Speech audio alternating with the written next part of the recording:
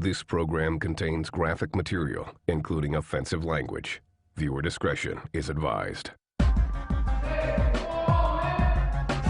They started as contract killers. People paid for us to take care of certain things.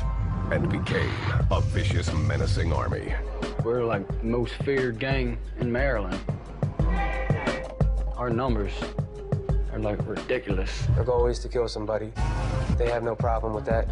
That was the goal, strike fear into the hearts of our enemies. They are armed and dangerous. Very much along military lines. If somebody brings harm to me or any of our comrades, we will do whatever we have to do to neutralize that threat. They are Dead Man Incorporated, or DMI. People should be very worried about DMI. They're on the roll. We're power over all. We see ourselves supreme to any organization in the system.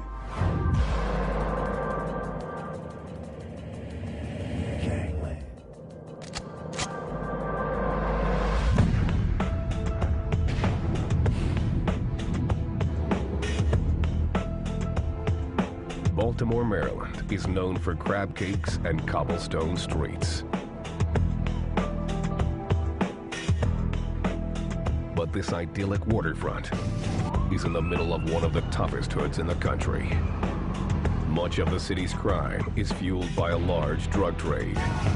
Get arrested or convicted here, and you'll exchange these cold, mean streets for the violent world of the Maryland prison system.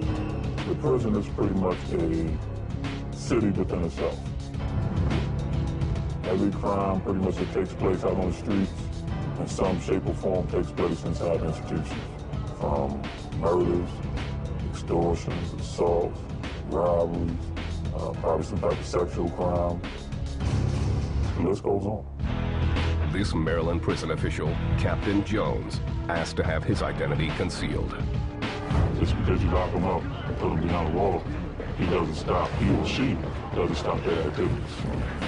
These prisons are predatory societies dominated by gangs. 9 times out of 10, it's gangs at war. On the inside, alliances can save your life. And belonging to a gang can mean the difference between life or death. And when I got to prison, it was basically like, either get down or lay down. If you wasn't involved, you was getting preyed on. It's pretty much what it was. If you're by yourself and you're not with nobody, you only have 2 choices. You either get chopped up and flown out, or you're going on protective custody. You can't win. In Maryland's prisons, this is especially true for white inmates who are in the minority. Typically in prison, white guys are going to get preyed upon. They're like marks. White boys, I guess everybody think white boys are bitches. Not here. In Maryland, one group has flipped the script. This mysterious secret gang is Dead Man Incorporated, AKA DMI. DMI's main objective is brotherhood, loyalty, respect, by any means. Just a unity. That's what I like. Bloods, Crips, they kill each other. They war in prison, 100 different sets. They war against each other, and it's like nonsense. 27-year-old Nick Hornberger is a career criminal.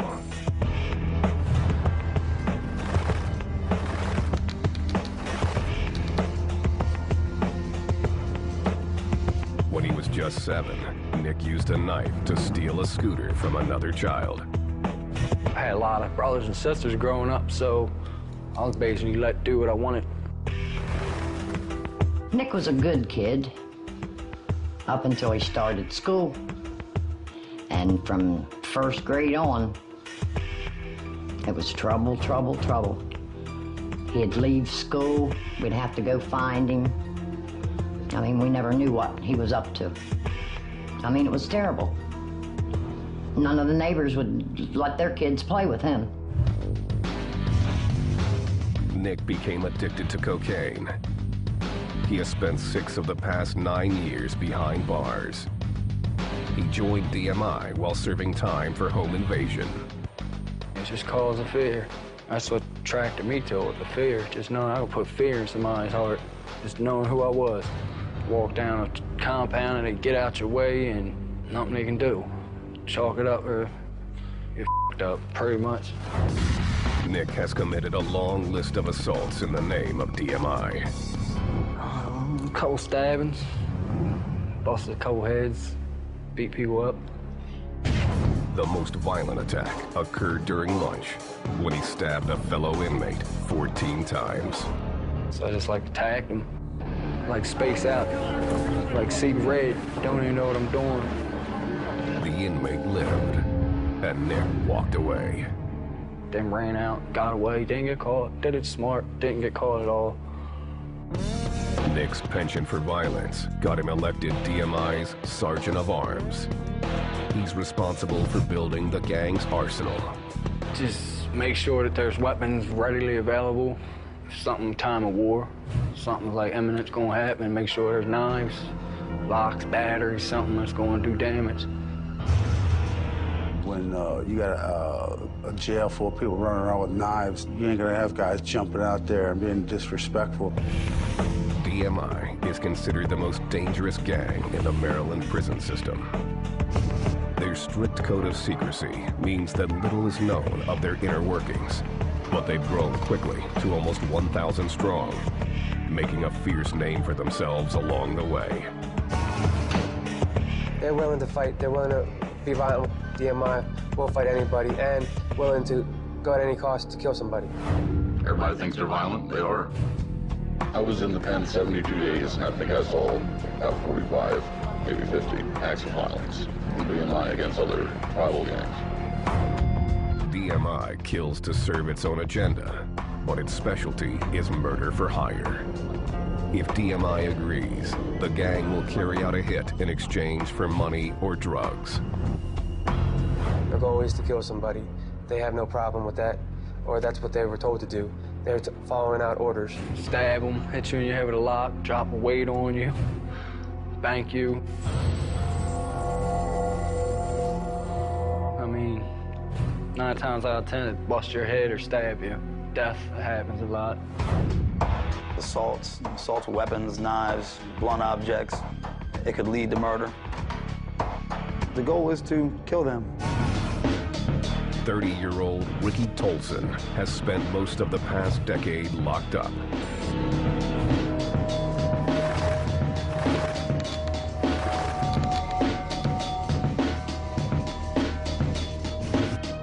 The teardrops on his face are evidence of his crimes. They represent hits that I've carried out in the institution. Ricky, a former heroin addict, is serving time for assaulting a police officer. You know, I came into prison a kid with a lot of issues, but I always ran from my challenges or my obstacles in life instead of standing up and facing them. Ricky found the ability to stand up for himself only with the help of DMI. They helped me out when I came into prison as far as food and necessities until I got on my feet. And it's hard to survive in those environments by yourself. Ricky quickly began doing hits for the gang. The first was against a prisoner who killed a DMI family member. Someone needed to be taken care of, and at the time, it was a difficult situation carrying out the hit, so they were trying to find somewhat of a ghost to carry out this hit on this inmate. I felt like I owed them some kind of level of respect, and I felt as though they needed my help at the time, and I did what I had to do. After the incident, Ricky was asked to join the gang. There was a lot of knowledge brought forth by joining DMI. It's given me the knowledge and the strength that I need to succeed. I don't have the fear that I had years ago. He became a dedicated soldier of DMI, embracing its ideology. We don't want things to come to bloodshed. We don't want to harm others. But if somebody brings harm to me or any of our comrades, we will do whatever we have to do to neutralize that threat. What Ricky didn't anticipate was that DMI's biggest threat was itself. February 2007. DMI members were noticing a disturbing trend. Members who once prided themselves on secrecy and brotherhood were turning on one another. I noticed a lot of in-house fighting, power struggles, a lot of bad bones put out on each other. Personal grudges, a lot of hitting one another. And I just kind of took a step back from that and was like, wow. Ricky found himself in the thick of the battle when a power struggle developed with a fellow DMI member. On February 14th, the dispute turned vicious when Ricky was attacked by members of the gang.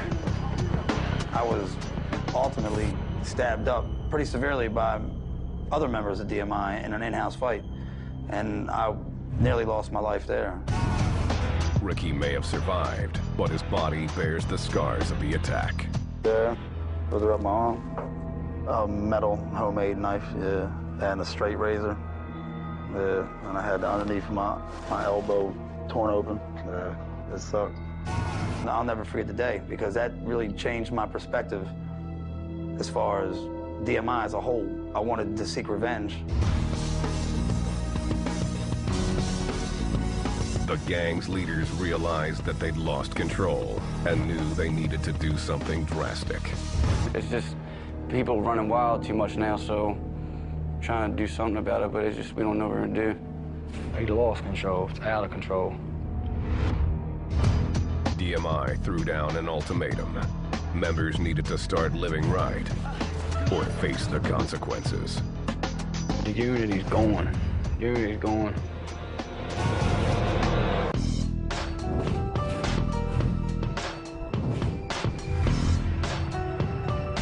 Baltimore, Maryland. The neighborhoods here are lined with traditional row houses and local businesses. The serene appearance belies the city's violent nature. And its most vicious criminals are housed in Maryland's prisons. Many are gang members who continue the lifestyle inside. Dead Man Incorporated, or DMI, was born and bred inside these walls. Detective Brown knows the secretive gang well. He asked to have his identity concealed. Their ultimate goal is they want to be a top-notch criminal enterprise. They'll fight anybody. They're not going to back down from anybody. So that's very intimidating in the prison system. DMI, a relatively new organization, was inspired by another long-standing prison gang, the Black Guerrilla family. BGF, a large anti-government African-American gang, has controlled many of Maryland's prisons for decades. A Black Guerrilla family, a really strong national gang. BGF is always looking to continue their dominance with inside. In the late 1990s, Harry Rourke, aka The Rock, was serving time for robbery with a deadly weapon.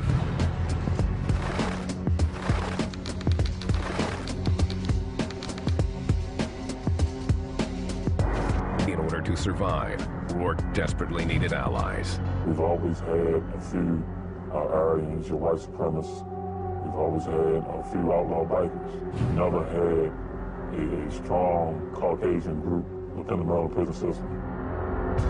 Rourke started to hang out with the BGF because he agreed with their beliefs. He wanted to join the BGF, and he's got a lot of associates inside there. Unfortunately, BGF does not accept white members. Even though Rourke wasn't allowed to join their ranks, the Black Guerrilla family respected him. William Kern was incarcerated with Rourke in the late 90s.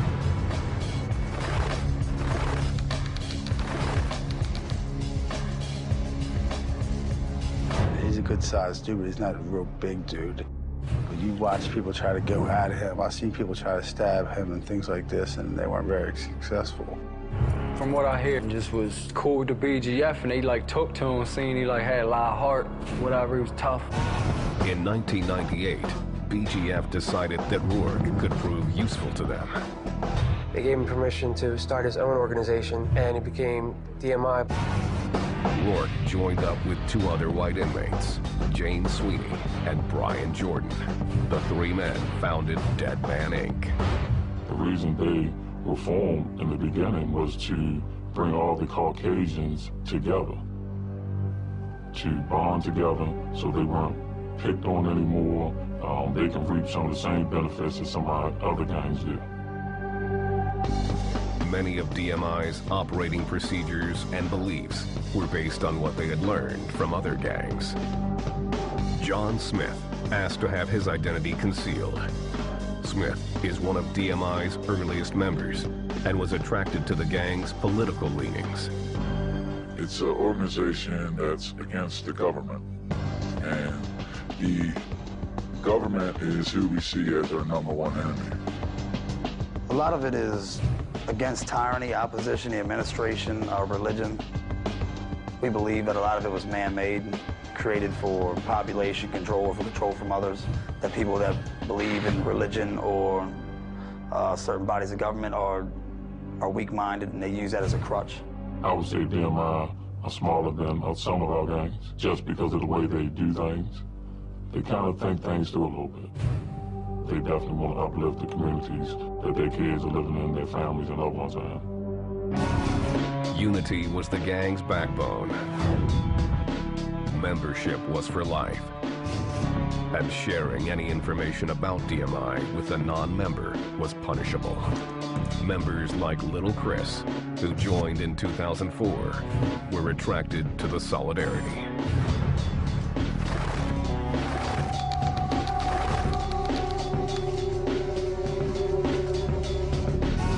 Just being there for one another, to carry yourself as a man and, you know, act like a man. It's a brotherhood. It was designed for the advancement of someone to overcome recidivism, the things that bring us to prison. You know, neglect, the neglect of our families, the hurting of others. The strict rules and secrecy weren't enough to make DMI a power inside. Initially, they were viewed as just a small bunch of white guys. It was a notion that would soon change. They had to get a name for themselves. This new Caucasian gang coming about DMI, no one knew anything about it. And the only way to get that respect in their eyes was to step out on a limb and be more violent, more vicious than anybody else. I got stabbed here, here, and here. They wanted to survive a hostile environment. So their way was survival, survival of the fittest. You know, that's why they became so aggressive. These are the last ones I was trying to get a knife from somebody. To prove how dangerous they were, and to earn some capital, DMI started killing for hire. We did hits, contract hits. People, you know, they paid for us to take care of certain things or whatever. Whatever you owe, if we do the hit, that's what we get, is what you owed. Inside of the Department of Corrections, I believe you could call them assassins. That's what they made their bones on. Not necessarily killing people, but sanctioning individuals. One of their first clients was the Black Gorilla family. We were known as their hitman, to do little jobs for them. You know, when this stuff started, it was to be on an equal, you know, you help us, we help you. To join DMI, you had to be locked up in one of Maryland's state prisons, and you had to be white. But the racial policy didn't last long. Soon the gang began to accept all races. Their strategy paid off. The gang soon numbered up to 1,000. Little Chris witnessed the spike in numbers. When I became DMI, there was only maybe like 5 of us. Yeah, and I went on lockup for a while, came off, and there was like 50 people on the side, so it was like, grew real fast. DMI's membership spread beyond Maryland as inmates were transferred. The gang soon appeared in both the Virginia and Delaware prison systems. By 2007, DMI was big enough to stop taking work from other gangs and severed its ties to the BGF. It grew so big that we ended up separating. We got as big as an organization that we were like riding with. We are not connected anymore. Back in the day, we believed in the same thing. But some of the things that they did that we didn't believe in, it's just started building over the years, and you know, that's why we separated from them. DMI had become one of Maryland's most profitable and feared prison gangs by the time Nick joined. That was the goal, strike fear. It's like now, like, we've shed so much blood, it's like we don't even have to do nothing. People, they just fear us. You can be by yourself in a prison. Ain't nobody gonna mess with you because they know what their consequence is. Mess with me, I'm gonna come back with 30, 40, and you're done. The Maryland Department of Public Safety and Correctional Services quickly realized it had a problem. DMI founder James Sweeney was transferred to a facility in Beaumont, Texas. Then Brian Jordan was shipped to Louisiana. Maryland's state law prohibits the system from explaining the reason for the transfers. DMI's national membership soared, soon reaching 10,000. With its leaders now spread across 3 states, the gang started losing control of its members.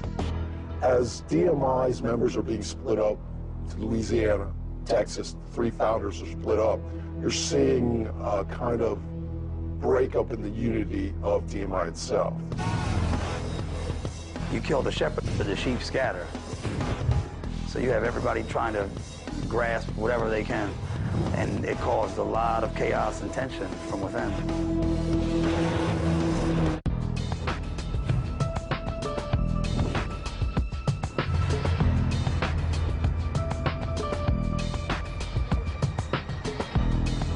Dead Man Incorporated, DMI. Maryland's covert prison gang has grown so large it can be found in all of the state's penal institutions. 5 years ago, when I started with the gangs unit here at the department, we had 4 to 5 validated gang members, period, in our database. Today we have over 320, and approximately 50% of that is DMI. DMI actively recruits, but becoming a member isn't easy. Sponsorship in the state prison system is the only way members can be brought home. DMI members refer to each other as dogs, an acronym for DMI Against World Government. When one dog sees another dog, they say a special greeting to show unity. Flesh of my flesh. And then we have, we say, ain't changed. And that's what would be the answer to that.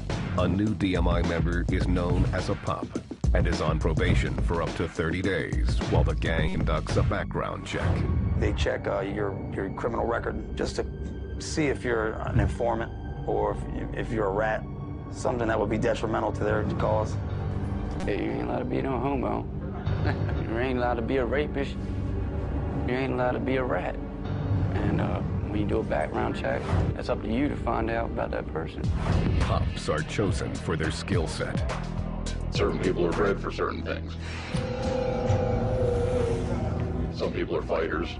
Well, if he would stop pushing me, I need to give a don't worry about it.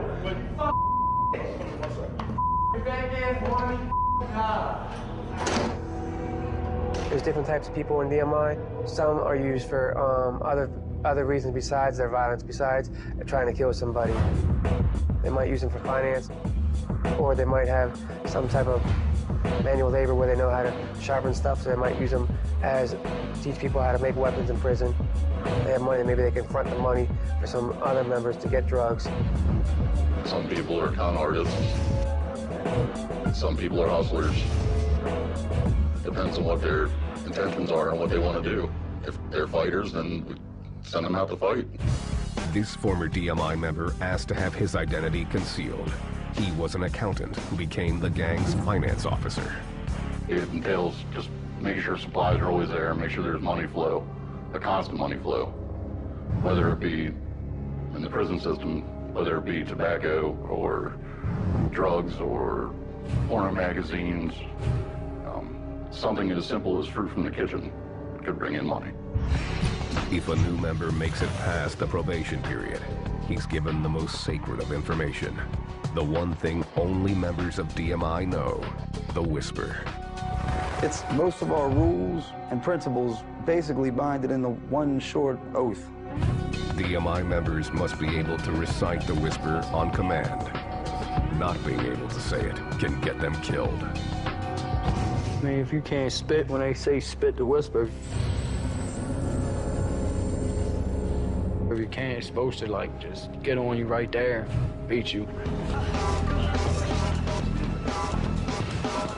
In 2007, a DMI member slit the throat of someone who claimed the gang, but was unable to say the whisper when ordered. No DMI members will reveal the sacred oath. I can't do that. I don't know. You're not supposed to hear no whispers, are you? I think that's why they call it a whisper. Detective Brown agreed to share part of the mysterious vow. I pledge my allegiance to this unit for life, to assist my brothers in strife. And if I should fail, then I shall fall under the knife. The middle part, I generally memorize and have it documented so that if I do a G-check on a DMI gang member, I can go ahead and challenge him to see if he knows the whisper. If he doesn't know it, then pretty much he's probably not inside. Once a new member has memorized the whisper, he will remain on probation for up to 1 year and will be at the bottom of DMI's strict power structure. It's set up more like an army almost. There's scouts, there's soldiers. Everybody has a specific job. At the top of the DMI structure are the founders, Perry Rourke, James Sweeney, and Brian Jordan. They're called the Supreme Commanders, or SCs. They rule DMI nationwide. Below them is a team of elected officials called a unit who report to the SCs. Then in like a unit is 5 seats. Commander, Lieutenant, Field General, Sergeant Arms, and Finance. There is 1 unit per prison, and they manage inmate activity, weaponry, money, and membership. The gang has grown so large that in Maryland, they've added a new layer of hierarchy between the SCs and the units, the elders. We've just recently created the elders, and I was chosen as one of the elders. There's 5 of us in the whole state. We kind of take the place of the SCs and direct orders throughout the system. My ability to lead people is probably a little better than most. That's why I was chosen to be in that position. I've been tested, my loyalty as far as putting in hits, to be able to control and protect my comrades, stuff like that. The elders also go by another name, cleaners. Those are the guys who are supposed to keep that structure together and get rid of you if you're not going to live up to their code of conduct. It should be cleaning and cleansing people who are, for example, drug dealers, pedophiles, addicted to heroin. Because DMI has become so big, what they do is to help monitor the commanders in the units, different areas, and also make sure they're doing the right things, and to help flush out people who aren't worthy of being D. Those who live up to DMI standards are allowed to wear the gang's patch.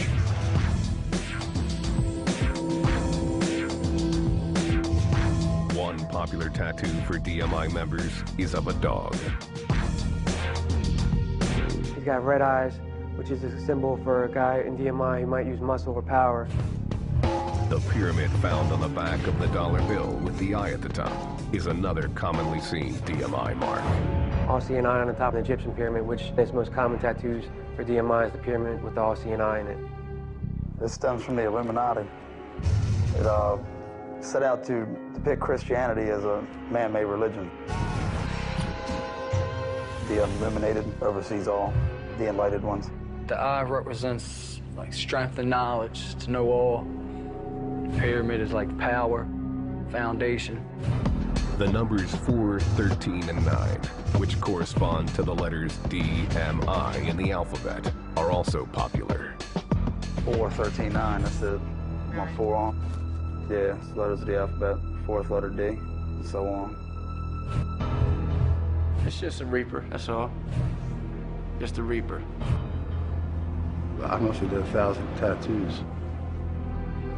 DMI is careful not to draw unwanted attention, but members will occasionally throw hand signs in the shape of a pyramid. While they do not fly colors like other gangs, they subtly incorporate black. You can tell he's DMI Partially because you're wearing a black jacket and also the black bandana at our left pocket. That's the key thing. A lot of them will wear black wristbands that they'll make out of socks or clothing. DMI also has its own alphabet and language. These change frequently to avoid detection by prison guards. We have what we call speakeasies, but they change so often that it's pretty much impossible to keep up. The speakeasy is nothing but the code words that the DMI use to communicate back and forth with each other. For an example, Barbie doll might be speakeasy, may be a code word for the police. Barking backwards may be the speakeasy term for the Crips. All of DMI's mandates are spelled out in their paperwork. Members like Ricky Tolson view the guidelines as a how-to manual. It teaches us to be a better person, to endure whatever consequences we may bring, to become a man, to accept responsibility for our actions, stick up for one another, stick up for yourself. The paperwork includes 23 rules that gang members must follow. One thing that kind of stands apart about DMI's paperwork is it's very charismatic in what it is. It sounds really good when you read it. It sounds formal, it sounds organized and thought out. It's very much along military lines. When gang members break rules, they face punishment or sanctions. It could be 30 seconds to a couple minutes of being put on the wall, which is getting your body beat for whatever violations you may have violated. You could write essays. You could be given a fine. You could be sanctioned as far as a workout schedule. The most serious violations result in much harsher punishment. These are known as COD. If these codes are violated, the result is immediate termination. So you break one of them, it's like homosexuality, talking bad about your dogs, leaving your brother in a time of war, stuff like that. They're like, you break them, it's like death. That's punishable by death. Snitching also often results in death. Members can only accuse one another of snitching if they have proof in black and white, such as a police report or a deposition. If a DMI member is found guilty, the punishment is almost certain. It could be fatal.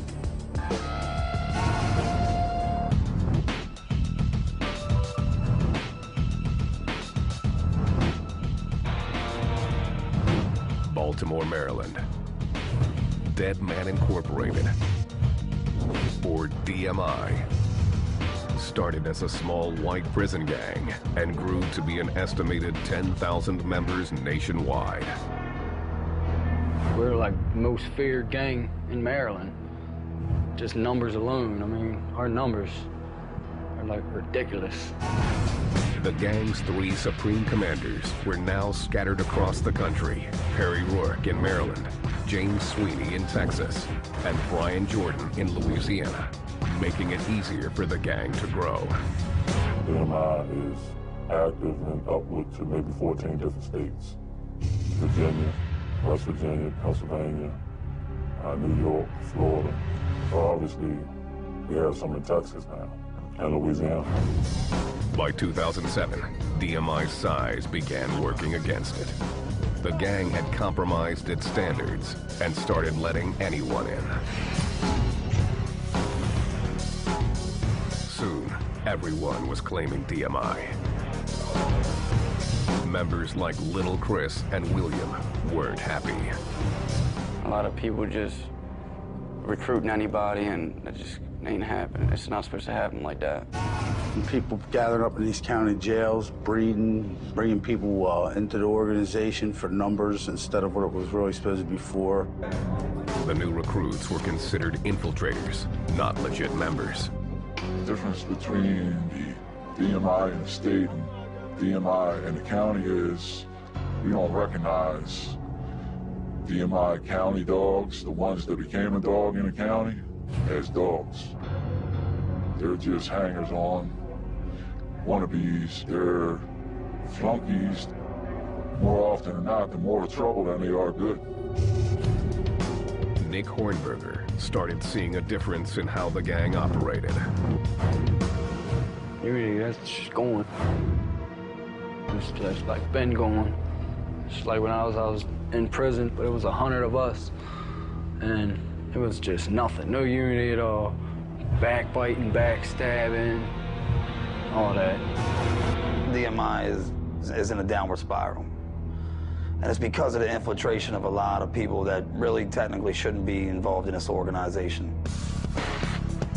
Old school DMI members like John Smith witnessed the system breaking down. I was down in penitentiary this past summer, and there was some stuff went down between 3 other organizations and our organization. And some of the so-called dogs just stood there and watched other dogs get stabbed up. It was evident that the gang's cardinal rule was no longer respected. If one DMI member is getting ready to fight somebody, they're always, if there's someone on the tier, their job is to have their back at all times, so that person won't get hurt. Ricky, a high-ranking DMI, soon found himself in the midst of the battle.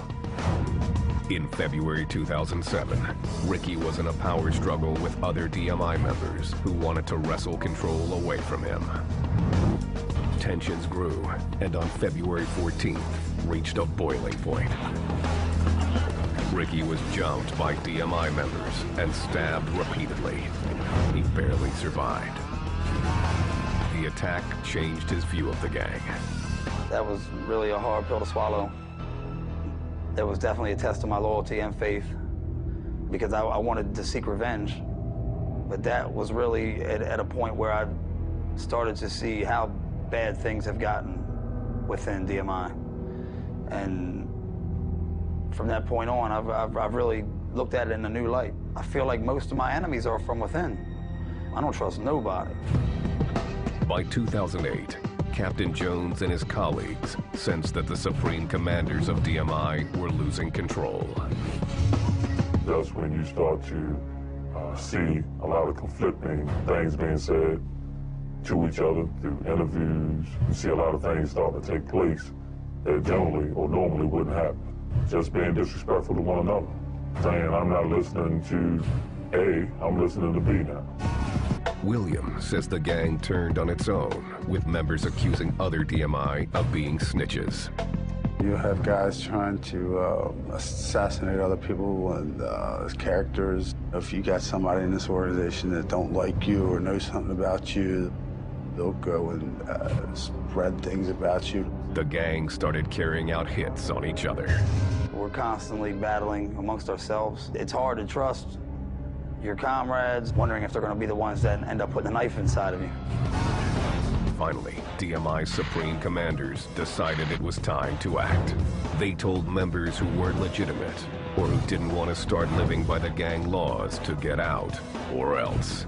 The gates are open, but they don't do what they need to do by then, and you still claim that they're going to find out what a real dog is, I guess. They're going to get bit.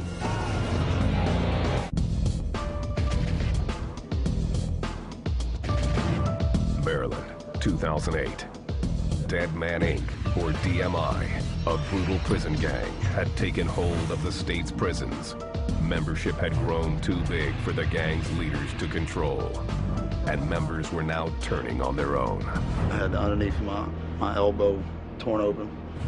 DMI was locked in a bloody battle with itself. Something had to change. The gang's leaders issued an edict.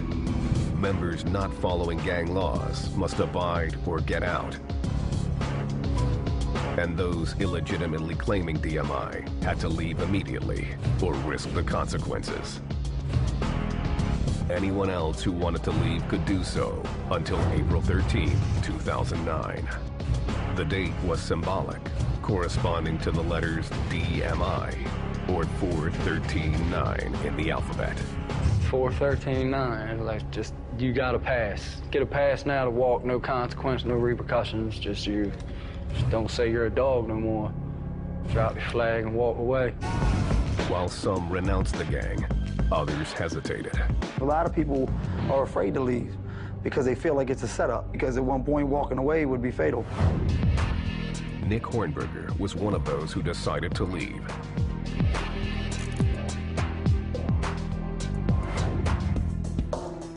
In January 2009, he was released from jail.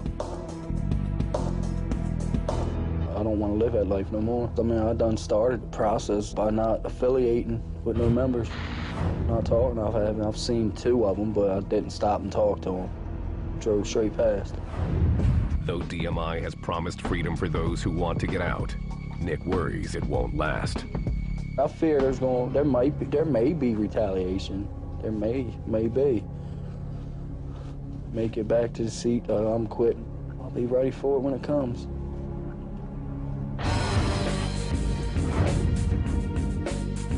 Little Chris is unwilling to walk away from the Brotherhood. I mean, a lot of people don't got a lot of things. And it's like your family in the inside. Whether it's good or bad, you're still going to give it your 100% and stick together and try to work everything out. I consider it my family. For William Kern, DMI is all he knows. Just with anything else, it's good and bad. I don't know. I don't have nothing to compare it to. I don't think. I guess it's just my life.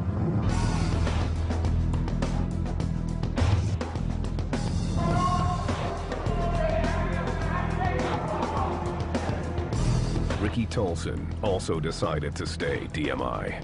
He's helping remove those from the gang who didn't walk, but are no longer welcome.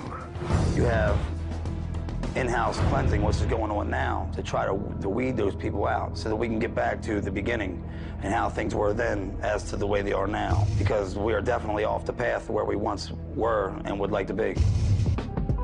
It's up to them to go out and cipher out the non-desirables. So you're not worthy to be a part of DMI. We no longer need your services. I just see myself surrounded by a lot of cowards, a lot of dudes with crazy agendas. I think gives us a bad name. That makes us lose respect. Ricky remains proud of what DMI has given him and takes his vow unto death seriously. I've quit at almost everything in my life. I don't feel as though I'm gonna quit at this, regardless of how much I have to go through or, you know, how much pain it's afflicted upon me. Even so, he admits his time with Dead Man Incorporated has changed him.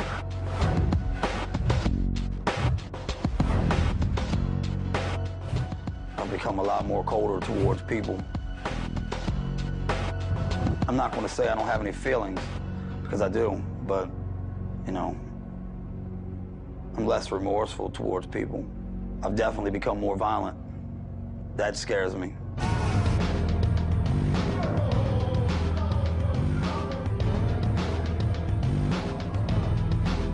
DMI's future still hangs in the balance. A rift has formed between Supreme Commanders Perry Rourke and James Sweeney. They want to go in different directions. Rourke likes to keep DMI the way it is, allow African Americans to be a part of them, still being close to the BGF. And Sweeney, to my understanding, he wants to get on the more, I guess, radical side of it, more of the white supremacist side. DMI is starting to appear on the streets of Baltimore. For now, it is still predominantly a prison gang. But that may change when founder Rourke gets out. He is scheduled for release in 2015, but could be released as soon as 2010. Many believe he'll organize DMI on the streets. Until then, some say splits within the gang are inevitable. Others are certain that DMI will prevail and once again exert power over all. There's no doubt about that they're dangerous. But when their main member gets out of prison, you can organize them. That's where the danger is. The danger for us is in the future. People should be very worried about DMI. They're on the roll. It's a reality, and it's serious. And there are consequences that are rendered, and it could be life or death.